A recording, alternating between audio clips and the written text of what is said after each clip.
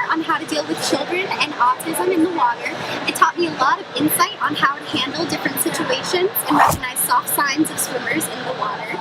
Today I was able to recognize Bella's soft signs of her holding her ears, her ankle bracelet, and her running away because she was unfamiliar with who I am. It gave me the ability to calm her down after she was able to come down the slide all by herself for the first time and give her a high five on the exit as well.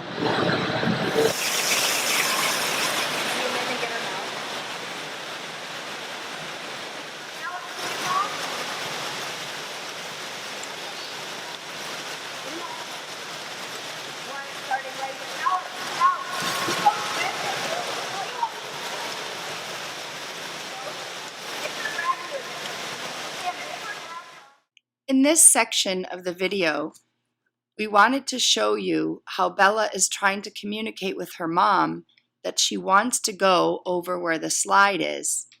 Mom is getting down with better engagement and interaction to try to understand what Bella wants.